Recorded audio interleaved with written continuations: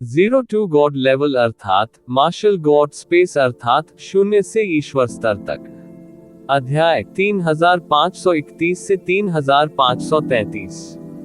नमस्कार, आप कहानी में खो जाएं उससे पहले चैनल को सब्सक्राइब करें और नोटिफिकेशन ऑन करें। धन्यवाद।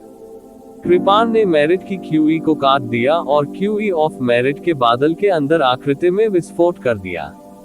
ये कृपाण हर किसी की समझ से परे थी। दिव्य गुरुओं के बीच भी ये कृपाण अत्यंत भयानक था। यदि कोई दिव्य गुरु भी यहाँ होता तो वह भी ये दृश्य देखकर अत्यधिक आश्चर्यचकित हो जाता। ये बहुत तेज और जबरदस्त था। बजना। जैसे ही इस कृपाण प्रकाश ने क्यूई ऑफ मेरिट के भीतर की आकृति को काटा, एक तेज धात्विक ध्वनि सुनाई दी। फिर क्यूई ऑफ मेरिट से एक बड़ा हाथ बढ़ा और उसने अपने नंगे हाथों से कृपाण प्रकाश को पकड़ लिया। फिर उसने इसे इंच दर इंच कुचल दिया। जल्द ही क्यूई ऑफ मेरिट के भीतर ये जीवेन का आंकड़ा सामने आया।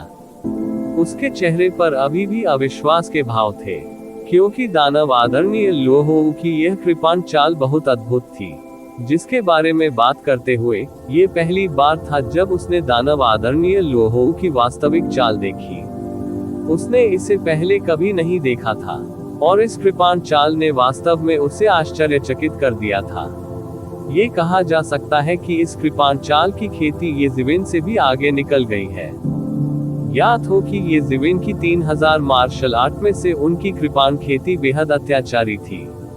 ये भी कहा जा सकता है कि शुरुआत में ये जीवेन जिस हथियार के संपर्क में आए वह एक लंबी कृपाण थी, इसलिए इसमें कोई संदेह नहीं था कि उनकी कृपाण खेती निश्चित रूप से 3000 मार्शल आर्ट में सबसे आगे थी।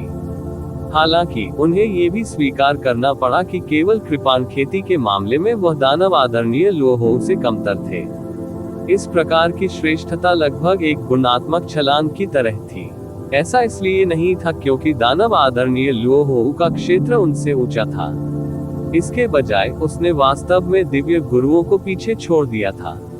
दानव आदरणीय लुओं की कृपाण खेती लोगों के लगभग सबसे शक्तिशाली समूह में से एक थी। सौभाग्य से ये जीवेन ने बिना किसी बाधा के आगे बढ़ने के लिए अपनी कृपाण खेती पर भरोसा नहीं किया। उनके शरीर से गेंगजिन क्यूई की चमक निकल रही थी, जिसने उनके पूरे शरीर की रक्षा की। विशेष रूप से उसके हाथ गेंगजिन पैट्रिक क्यूई दस्ताने की एक जोड़ी में बदल गए थे, इसलिए वह अपने नंगे हाथों से यह भयानक कृपाण चाल ले सकता था। यहाँ तक कि उस स्थिति में भी जहाँ उसका क्षेत्रहीन था, ये जीवेन अभी भी पर्याप्त भयानक शक्ति के साथ विस्फोट करने में सक्षम था। उसके सिर के ऊपर मेरिट की क्यूई अभी भी लगातार गिर रही थी और उसके शरीर में समा रही थी।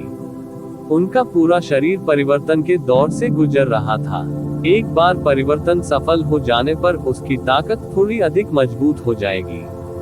जब तक वह इसे सहन कर सकता है, सब कुछ बदल जाएगा।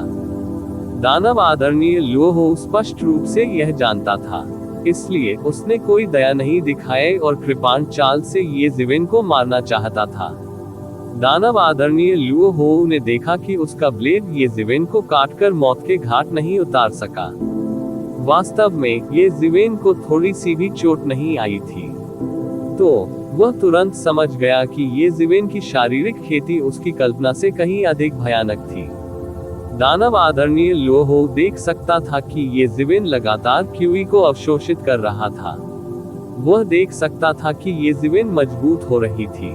हाँ, आदरणीय लोहोऊ मजबूत होता जा रहा था।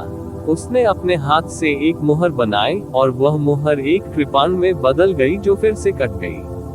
संपूर्ण राक्षसी युग की शक्ति सुदूर अंतरिक्ष समय से उधार ली गई प्रतीत होती है। ये प्राचीन काल के साथ जुड़ गया और दुनिया भर में छा गया और अपने साथ एक अकल्पनीय शक्ति लेकर आया। ये जीवेन मात नहीं देना चाहती थी। उसने एक लंबी दहाड़ लगाए और मार्शल सेंट सील आकाश में उड़ गया। यह महान मार्ग की सारी रोशनी में विलीन हो गया और अंत में एक पंच में बदल गया। ये पुनर्जन्म मुट्ठी के 6 पथ थे, दुनिया को दबाने के लिए एक मुक्का। मार्शल सेंट सील न केवल शक्ति में अद्वितीय थी, बल्कि यह ये जीवेन की सभी मार्शल आर्ट को भी विकसित कर सकती थी। इसके अलावा रेवर्ड मार्शल सील स्वयं उनकी सभी मार्शल आर्ट का संग्रह था। बूम! ब्लेड की आभा और मुट्ठी की आभा सीधे हवा में टकरा गई। उस भयानक शक्ति के अलावा जो दुनिया को ढहा सकती थी, ये ताकतें बह गईं और सीधे महान पथ के फूलों में बदल गईं। चकाचौंध भरी टक्कर और हिंसक जलन महान पथ की ध्वनि देवताओं के सूत्रों के जाप की तरह थी, जिसने इस दृश्य को अनंत काल तक स्थिर कर दिया। एक भयानक शक्ति जो सामान्य स्वर्गीय आदरणीयों से भी आगे निकल गई, फूट पड़ी। ऐसी टक्कर से समय थमसा गया। हालांकि वास्तव में ये पूरी तरह से फूटने से पहले केवल एक क्षण तक ही चला। समय के टुकड़े, अंतरिक्ष के टुकड़े, कानून के टुकड़े और भयानक टुकड़े हर जगह विस्फोटित हुए और हर जगह उड़ गए। दोनों पक्षों में बहुत ताकत थी और प्रतिद्वंद्वी ढूंढना मुश्किल था, और इस क्षण के ठीक बाद लड़ाई का परिणाम पहले ही तय हो चुका था। ये ज़िवेन एक नुकसानदेह स्थिति में पड़ गई थी। इस ब्लेड के हमले ने उसके मार्शल आर्ट के इरादे को टुकड़े टुकड़े कर दिया था और फिर उसका पूरा शरीर लगातार पीछे हट रहा था। दानव आदरणीय ल्यूओहू के साथ लड़ाई में ये ज़िवेन अंततः हार गया और नुकसान में पड़ गया। आखिरकार उनकी मार्शल आर्ट और दानव आदरणीय ल्यूओहू के बीच का अंतर इतना सरल नहीं था। दानव आदरणीय ल्यूओहू केवल थोड़ा हिला और फिर ठीक हो गया। टक्कर में उसने लगातार बढ़त हासिल कर ली।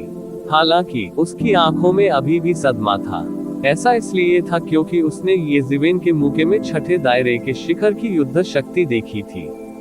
वास्तव में ये ज़िवेन केवल 5वें क्षेत्र के स्वर्गीय आदरणीय थे। ऐसी युद्ध शक्ति का विस्फोट कर पाना सचमुच चौंकाने वाला था।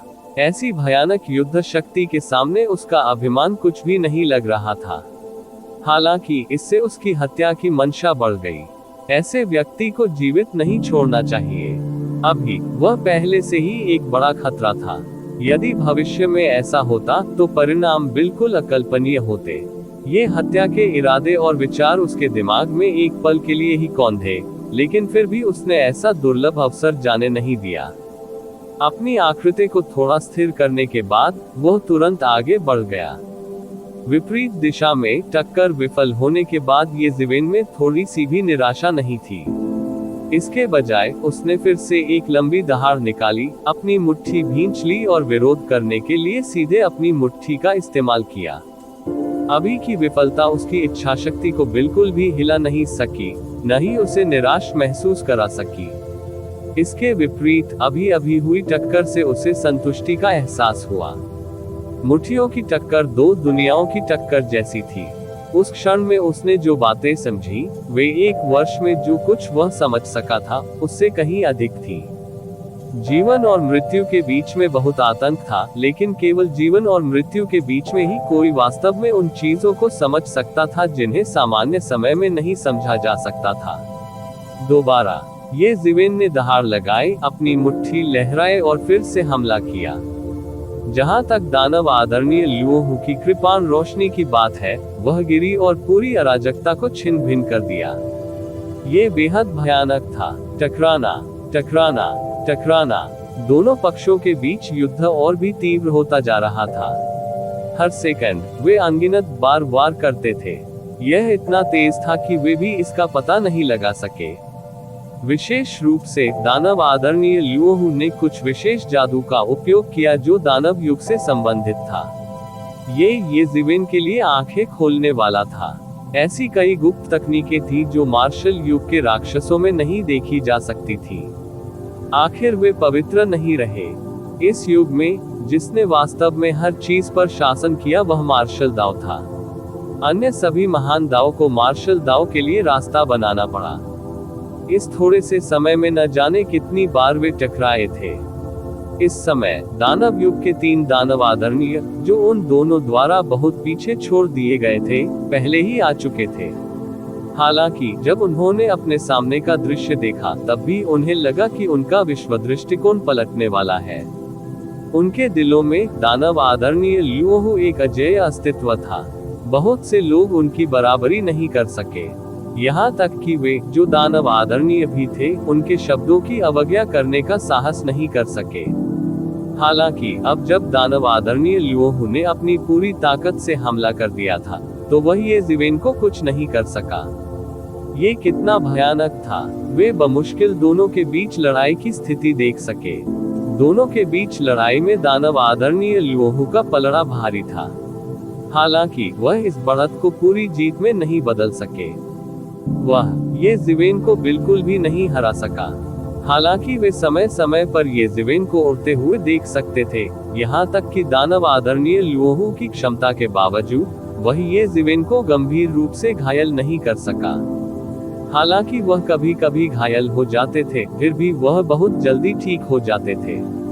दूसरे शब्दों में, हालांकि दानव आदरणीय लुओहू की कृपाण भयानक थी, लेकिन ये जीवेन को घातक चोट नहीं पहुंचा सकी। इसके अलावा जिस बात ने उन्हें और भी भयभीत और अकल्पनीय महसूस कराया वह ये थी कि दानव आदरणीय लुओहू, जिसका मूल रूप से ऊपरी हाथ था, धीरे धीरे शुरू हो गया सिकुड़ना। वह ये जीवेन को पहले की तरह मजबूती से नहीं दबा सका। ये जीवेन धीरे धीरे कुछ जवाबी हमले शुरू करने में सक्षम होने लगी। दानव आदरणीय लुओहू का रक्षा नेटवर्क भी पहले जितना कड़ा नहीं था। नहीं, ऐसा नहीं था कि दानव आदरणीय लुओहू की ताकत कमजोर हो गई थी और ये जीवेन को दबा नहीं सका। ये कहा जाना चाहिए कि ये शीवेन की ताकत और मजबूत हो गई थी। इस समय उन्होंने अंततः देखा कि ये जीवेन की ताकत वास्तव में हर पल मजबूत होती जा रही थी। उसके सिर के ऊपर से क्यूई ऑफ मेरिट का लगातार प्रवाह हो रहा था। स्वर्ग की इच्छा के नियंत्रण में, चाहे ये जीवेन को कहीं भी उड़ाया गया हो, मेरिट की क्यूई हमेशा उस पर लगातार गिरती रहेगी, जिससे उसकी ताकत मजबूत होगी। ये शैतान भगवान मूर्ख नहीं थे, तो वे स्वाभाविक रूप से समझ गए कि ये मेधावी क्यूई कहां से आई थी, और उन्होंने तुरंत नफरत से अपने दांत पीस लिए। आखिरकार ये जीवेन ने अपने मुंह से दांत निकालकर बहुत सारी मेधावी क्यूई प्राप्त की थी। ये उनके हो जाने चाहिए थे, लेकिन अब ये जीवेन ने इन्हें प्राप्त कर लिया है। स्वाभाविक रूप से वे दफन स्थान के बिना ये शीवेन के मरने का इंतजार नहीं कर सकते थे, लेकिन फिर भी उनमें आगे बढ़ने की हिम्मत नहीं हुई। ऐसी लड़ाई में अगर वे आगे बढ़े तो केवल मौत ही उनका इंतजार कर रही थी। इस समय दानव आदरणीय लुओहू अधिक से अधिक उदास हो रहा था। जिस स्थिति में उसका पलड़ा भारी था वह ऐसी स्थिति बन गई थी जहां वह आगे पीछे जा सकता था। हालांकि वह इस स्थिति को बदल नहीं सके। इस समय उसने ये जीवेन की एक लंबी दहाड़ सुनी। उसके शरीर पर मार्शल शक्ति पागलपन से बढ़ गई और हलकों में फैल गई। दानव आदरणीय लुओहू, जो शुरू में अपनी गति को दबाने में सक्षम था, को तुरंत लगा कि स्थिति उसके नियंत्रण से बाहर है। उसके सामने ये जीवेन ने वास्तव में एक सफलता हासिल की और छठे दायरे में कदम रखा। प्रतिवेदन बंद अध्याय। आप आज के लिए अपनी पढ़ने की सीमा पहले ही पार कर चुके हैं। यदि आप और अधिक पढ़ना चाहते हैं तो कृपया लॉग इन करें। लॉग इन करें। किसी भी खराब अनुवाद के बारे में हमें बताने के लिए टेक्स्ट का चयन करें और रिपोर्ट पर क्लिक करें। लेस देन पिछला सूचकांक, अगला ग्रेटर देन वो। अचानक ये जीवेन की आभा पागलपन से बढ़ गई। ये जीवेन, जो मूल रूप से 5वें क्षेत्र के शिखर पर थी, अंततः दहलीज को पार कर गई और छठे क्षेत्र में प्रवेश कर गई। ये ठीक होता यदि वह केवल छठे क्षेत्र का एक सामान्य कृषक होता। वह कुछ भी नहीं था, लेकिन अब ये जीवेन के शरीर से निकली भयानक आभा ने हर किसी को उसे एक अलग नजर से देखने पर मजबूर कर दिया। विशेष रूप से कुछ दानव लॉर्ड्स को ऐसा महसूस हुआ मानो ये जीवेन के शरीर से एक प्राचीन क्रूर जानवर जाग गया हो। एक पल में ये पृथ्वी को चकनाचूर कर देने वाला था, और यहाँ तक कि स्वर्ग और पृथ्वी भी कांप रहे थे। एक अत्यंत भयानक शक्ति उबल रही थी। उसके चारों ओर अराजकता फैल गई, जिससे एक शक्तिशाली अराजक तूफान पैदा हो गया। क्या ये वास्तव में छठा क्षेत्र है? ये धर्मी स्वर्गीय भगवान कौन है? वह इतना भयानक कैसे हो सकता है? यह आभा लगभग 7वें क्षेत्र तक पहुंच रही है। असंभव। स्वर्गीय भगवान पहले से ही एक चरम शक्ति है जो युद्ध की सीमाओं को पार कर जाते हैं। उन्होंने स्वर्गीय भगवान की सीमाओं को भी पार कर लिया है। इन दानव सरदारों को इस भयानक शक्ति के सामने अपनी तुच्छता का एहसास हुआ। वे समझ नहीं सके, ये जिवेन ने 5वें क्षेत्र से केवल 6ठे क्षेत्र में प्रवेश किया था। वह इतना भयानक कैसे हो सकता है? जब वे तोड़ रहे थे तो यदि वे होते तो उनके सामने इस आभा का 10वां हिस्सा भी नहीं होता। इस अंतर ने उन्हें उनके और येजिवेन के बीच के अंतर के बारे में गहराई से अवगत कराया। यदि दानव लॉर्ड लुओहो ने अग्रिम पंक्ति को अवरुद्ध नहीं किया होता तो उनमें लगभग पीछे मुड़ने और भागने की इच्छा होती। येजिवेन बहुत मजबूत था। उसने जो भयानक शक्ति प्रदर्शित की थी उसके बारे में ये भी कहा जा सकता है कि 6ठे क्षेत्र के कृषक के लिए भी उसके विरुद्ध जीतना असंभव था। उन्हें मूलतः लगा कि वे अधिक भूमिका नहीं निभा सकते। अब उन्हें लगा कि वे केवल दूसरी बेला ही खेल सकते हैं। उनका कोई अन्य उपयोग नहीं था। यहाँ तक कि दूर के कुछ दानव भगवान भी येजिवेन की भयानक आभा को महसूस कर सकते थे, अकेले दानव लॉर्ड लुओहो को छोड़ दे जो उसके ठीक सामने थे। येजिवेन की सफलता से उठी भयानक लहरें अपने साथ अंतहीन अराजक ऊर्जा लेकर आईं। उसके चेहरे पर मानो हवा का झोंका आ रहा था। यह इतना दर्दनाक था कि उसके स्वर्गीय भगवान शरीर पर भी भारी दबाव महसूस हुआ। 6ठे दायरे में प्रवेश करना पहले से ही इतना भयानक था। यदि वह 7वें लोक में घुस गया तो ये भयानक होगा। दानव आदरणीय लुओहो की अभिव्यक्ति बन गई उत्तरोत्तर उदासीन। एक क्षण में उसके हाथ में एक लंबी कृपाण प्रकट हुई। फिर वह अत्यंत भयानक शक्ति के साथ येजिवेन की ओर टूट पड़ा। इस कृपाण का मनमोहक पहलू कल्पना की सीमा से परे था। अचानक वह येजिवेन की ओर दौड़ा, जो अपनी सफलता के बीच में थी। इसके अलावा वह सीधे अपनी कमजोरी पर गया। येजिवेन की ताकत उसकी सफलता के क्षण में आसमान छू गई थी। हालांकि उनकी एक कमजोरी भी थी, उनकी दृष्टि बहुत तेज थी। वह स्वाभाविक रूप से जानता था कि येजिवेन को मारने का यही एकमात्र तरीका था, अन्यथा येजिवेन की ताकत पागलपन से बढ़ जाएगी। येजिवेन उसके लिए एक बड़ी मुसीबत होगी। हालांकि इस समय येजिवेन के सामने एक दीवार दिखाई दी। यह एक पल में घनीभूत अंतहीन गेंगजिन क्यूई थी। ये ब्लेड नीचे गिर गया, सीधे दीवार में कट गया। पूरा ब्लेड आधे से अधिक पानी में डूब गया। लगभग सीधे येजिवेन के सामने चाकू मारा गया, जिससे वह गंभीर रूप से घायल हो गया। लेकिन अंत में यह अभी भी अवरुद्ध था। टकराना। कृपाण की चमक हवा में बिखर गई और पीछे कुछ भी नहीं बचा। क्या आपको लगता है कि मैं बिल्कुल भी तैयार नहीं हूँ? येजिवेन ने अपने शरीर में मौजूद भयानक शक्ति को महसूस करते हुए थोड़ा व्यंग्य किया। आगे बढ़ने के लिए योग्यता की क्यूई का उपयोग करना वास्तव में सबसे अच्छा तरीका था। इसके अलावा सीक्वेल का जरा भी निशान नहीं था। वह अभी टूटा था, लेकिन उसने पहले ही अपना दायरा स्थिर कर लिया था। यह एहसास बहुत अच्छा था। आकाश से गिरने वाली योग्यताओं में से इसके एक हिस्से को 6ठे दायरे में तोड़ने के लिए इस्तेमाल करने के अलावा बाकी उसके पास रखा गया था, और फिर उसने योग्यता के शरीर को विकसित करने के लिए तैयार किया। हालांकि उनका वर्तमान शरीर काफी मजबूत था, यहाँ तक कि योग्यता के शरीर के साथ प्रतिस्पर्धा करने के लिए भी अंततः ये योग्यता का शरीर नहीं था।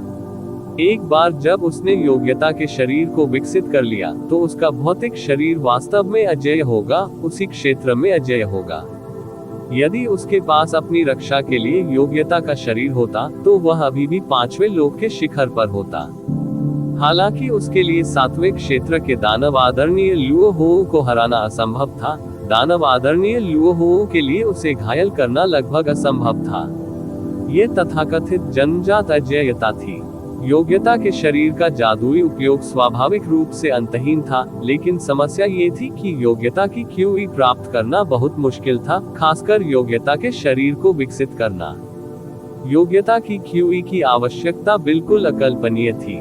मार्शल आर्ट के पूरे युग में इतिहास में अनगिनत विशेषज्ञ हुए, लेकिन योग्यता को साधने वाले लोगों की संख्या अभी भी बहुत कम थी। इसे उंगलियों पर गिना जा सकता है। हालांकि इस युग को नष्ट करने का गुण जो इस बार मरने वाला था, गेंगजिन युग के युआन तियानदाओ को नष्ट करने जितना महान नहीं था, लेकिन सौभाग्य से उसे इसे दूसरों के साथ साझा करने की आवश्यकता नहीं थी, केवल खुद के साथ। अन्यथा योग्यता का शरीर प्राप्त करने के लिए योग्यता की पर्याप्त QE जमा करना पर्याप्त नहीं होगा। एक बिल्कुल नए दायरे में प्रवेश करने के बाद उसे महसूस हुआ कि उसने कभी इससे बेहतर महसूस नहीं किया था। चाहे वह उनकी जादुई शक्ति हो या उनका साम्राज्य, वे सभी उनके जीवन के अभूतपूर्व शिखर थे। दानव आदरणीय ल्यूओ होऊ का चेहरा पानी की तरह उदास था। वह कुछ नहीं बोलते थे, लेकिन उनके चेहरे पर गंभीर अभिव्यक्ति सब कुछ समझाने के लिए पर्याप्त थी। ये जीवेन की अचानक सफलता ने उसे अभी भी एक बड़ा झटका और एक बड़ा दबाव दिया। आप वास्तव में षड्यंत्र रच रहे हैं, मुझे डर है कि यह सब आपने ही रचा होगा। दानव आदरणीय ल्यूओ होऊ ने आखिरकार बात की, लेकिन आखिरकार उन्हें एहसास हुआ कि ऐसा लगता है कि वह ये जीवेन के जाल में फंस गए हैं। हालांकि ऐसा लग रहा था कि शुरू से अंत तक उसका दबदबा और पहल थी, वास्तव में वह पूरी तरह से नाक के बल पर नेतृत्व कर रहा था। यदि उसे शुरुआत में इसका एहसास नहीं हुआ था, तो जब ये जीवेन ने छठे दायरे में कदम रखा, तो वह पहले ही पूरी तरह से समझ चुका था। अब इसका एहसास होने में बहुत देर हो चुकी है। ये जीवेन ने फीकी मुस्कान के साथ कहा, ये सब वास्तव में योजनाबद्ध था।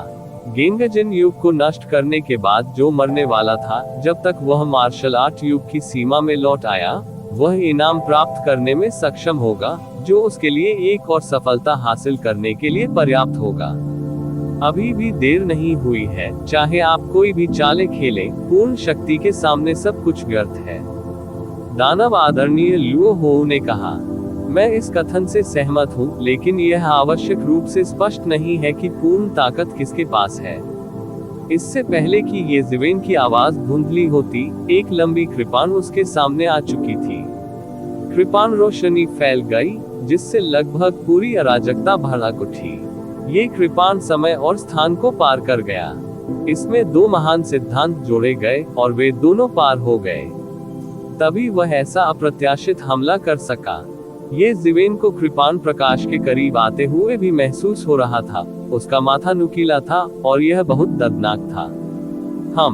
ये जीवेन ने ठंडी आवाज में कहा। उसने अपना हाथ उठाया और एक पल में यह एक मार्शल आदरणीय सील में बदल गया, सीधे आकाश में चला गया और उस कृपाण प्रकाश से टकरा गया।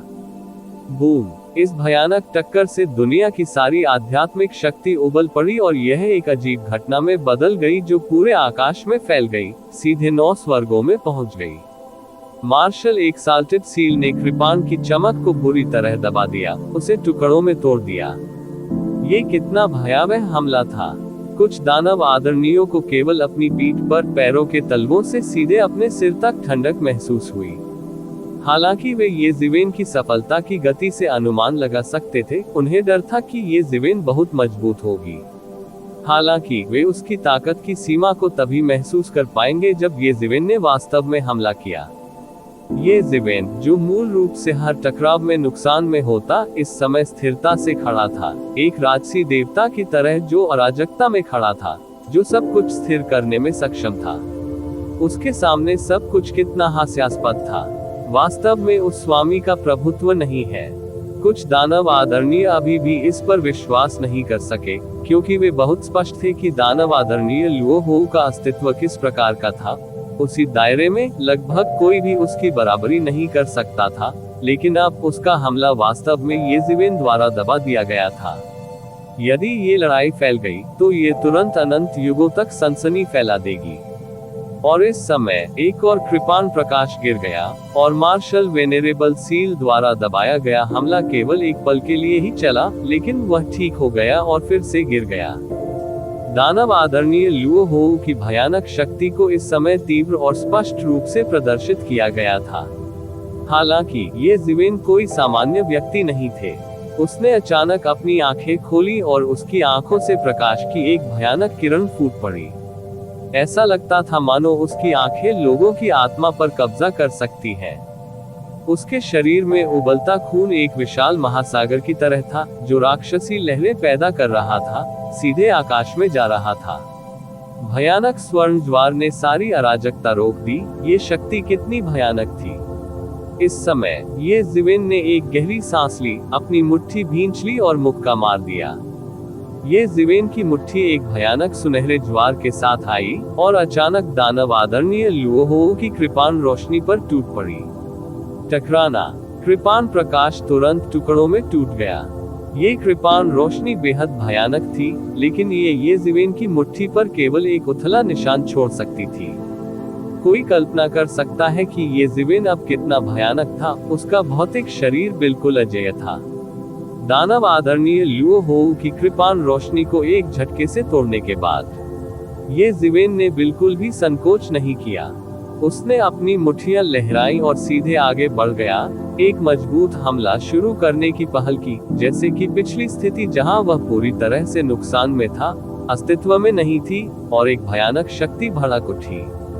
उसकी मुट्ठियां चमक रही थी, यहाँ तक कि उसका शरीर भी चमक रहा था। सभी प्रकार की अजीब घटनाएं प्रकट हुई, जिसने पूरी तरह से उसकी रक्षा की, और साथ ही एक अकल्पनीय हमला भी लाया जो ज्वार की तरह बढ़ गया। और दानव आदरणीय लुओहो कृपाण प्रकाश को कम करते रहे। ये जीवेन की सभी प्रकार की अजीब घटनाओं को काटते रहे, और यह अज्ञात था कि रूलेट के कितने 6 पथों को काट दिया गया था। हालांकि जैसे जैसे लड़ाई आगे बढ़ती गई, ये जीवेन मजबूत होता गया और उसने सभी प्रकार की मार्शल आर्ट का इस्तेमाल किया, भयानक शक्ति के साथ विस्फोट किया, और वास्तव में दानव आदरणीय लुओहो को लगातार पीछे हटने के लिए मजबूर किया। पूरी तरह से रक्षात्मक स्थिति में उसकी गति शानदार थी और वह अजेय था। युद्ध के भयानक परिणाम ने अराजकता को हिलाकर रख दिया। प्रतिवेदन बंद। अध्याय आप आज के लिए अपनी पढ़ने की सीमा पहले ही पार कर चुके हैं। यदि आप और अधिक पढ़ना चाहते हैं तो कृपया लॉग इन करें। लॉग इन करें। किसी भी खराब अनुवाद के बारे में हमें बताने के लिए टेक्स्ट का चयन करें और रिपोर्ट पर क्लिक करें। लेस देन पिछला सूचकांक, अगला ग्रेटर देन। ये जीवेन की मुट्ठियां 2 भारी हथौड़ों की तरह थी जो गिरती रहती थी। सारी अराजकता ऐसे हिल रही थी जैसे अराजकता में धरती हिल रही हो। धधकती मुट्ठी की चमक चारों ओर फैल गई और पूरी अराजकता फैल गई मुट्ठियों की चमक से प्रकाशित। ये 2 विशाल सूर्यों की तरह था जिसने सब कुछ रोशन कर दिया। ये जीवेन जितना अधिक लड़ता गया, वह उतना ही मजबूत होता गया। जितना अधिक उसने संघर्ष किया, उतना ही अधिक उसे महसूस हुआ कि उसकी क्यूई और रक्त बाधित थे। हालांकि वह पहले ही छठे दायरे में प्रवेश कर चुका था, फिर भी वह ये नहीं कह सका कि छठे दायरे पर उसका पूरा नियंत्रण था। हालांकि अब यह अलग था। वह लगातार यह जानने की कोशिश कर रहा था कि लड़ते समय छठे क्षेत्र की शक्ति को कैसे नियंत्रित किया जाए। स्वाभाविक रूप से ये बेहतर से बेहतर होता जाएगा। जीवन और मृत्यु की लड़ाई में ये किसी की ताकत को बेहतर बनाने का सबसे अच्छा तरीका था। यद्यपि उसका पलड़ा भारी लग रहा था, वह जानता था कि दानव आदरणीय लुओहो को कम नहीं आंका जा सकता। यदि उसने बहुत सारी खामियां प्रकट करने का साहस किया, तो वह वास्तव में मौत को दावत दे सकता है। बेशक वह दानव आदरणीय लुओहो को ऐसा मौका नहीं देंगे। ये जीवेन की मुट्ठियां बहुत तेज थीं। हालांकि उन्होंने किसी भी हथियार का उपयोग नहीं किया। उनकी क्यूई और रक्त अद्वितीय और अजेय थे। उसी समय मार्शल आदरणीय सील उसके सिर के ऊपर घूम रही थी और तुरंत अनगिनत अमर रोशनी में बदल गई। यह ऐसा था मानो कोई अत्यंत शक्तिशाली व्यक्ति मार्शल वेनेरेबल सील को संगठित कर रहा हो। खनखनाहट की आवाजें आने लगी जो अराजकता को तोड़ रही थी और लगातार दानव आदरणीय लुओहो की ओर गिर रही थी। इन 2 पूरी तरह से अलग हमलों के तहत दानव आदरणीय लुओहो जैसा शक्तिशाली व्यक्ति भी केवल पीछे हट सकता था और रक्षात्मक स्थिति में रह सकता था। दानव आदरणीय लुओहो, जो पूरी तरह से नुकसान में था, तेजी से उदासीन दिख रहा था। हालांकि उसके पास अभी भी पर्याप्त ताकत थी। हालांकि ये जीवेन बहुत मजबूत था, फिर भी वह जानता था कि कब आगे बढ़ना है और कब पीछे हटना है।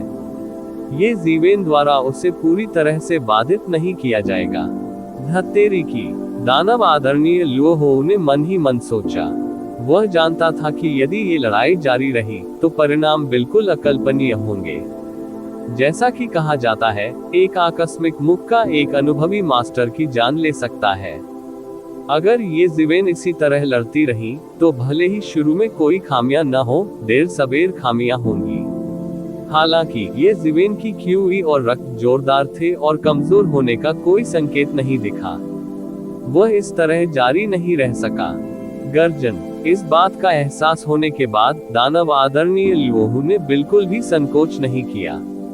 उसने एक लंबी दहाड़ निकाली और उसके शरीर से एक भयानक राक्षसी आभा फूट पड़ी।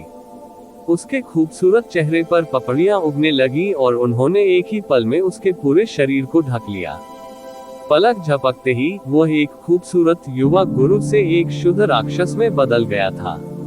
यही उनका असली रूप था। तथ्य यह है कि वह ऐसी स्थिति में था, ये साबित करता है कि दानव लॉर्ड लुओहू को एक कोने में मजबूर किया गया था।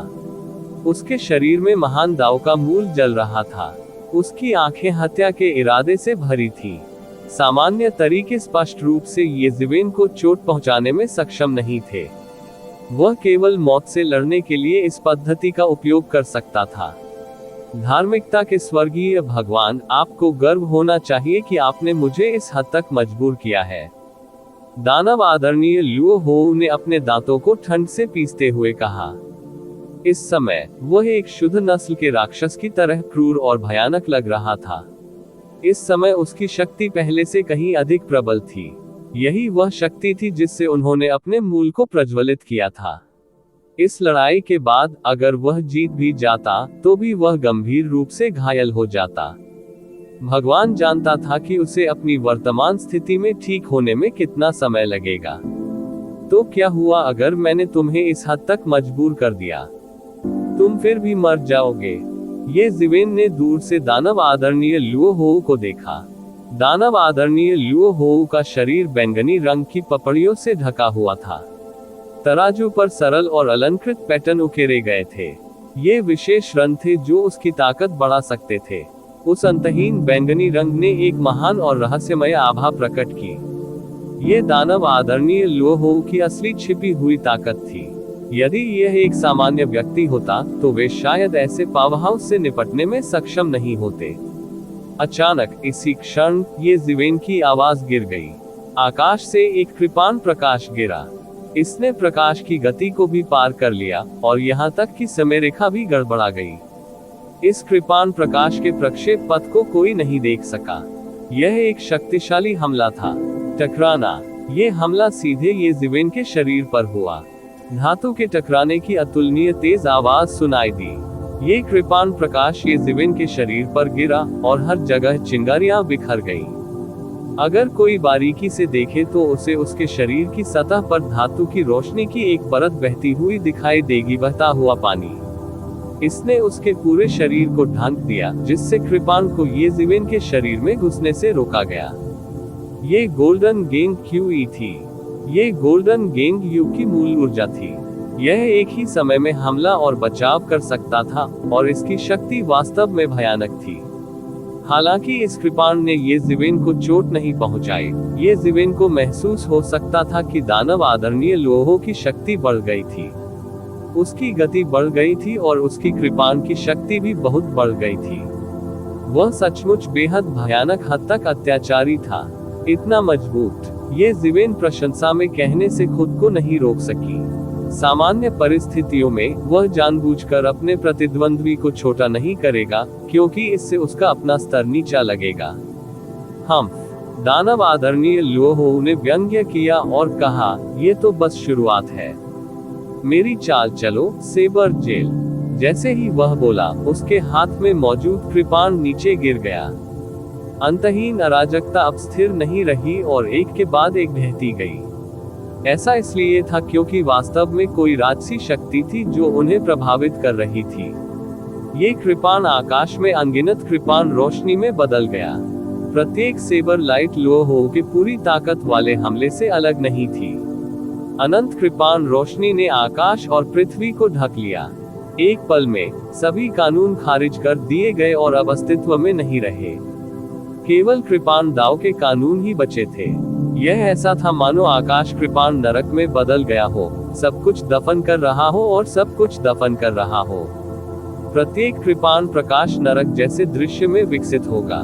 अनगिनत दुष्ट आत्माएं उसमें से रेंग कर निकली और लोगों की जान लेना चाहती थी।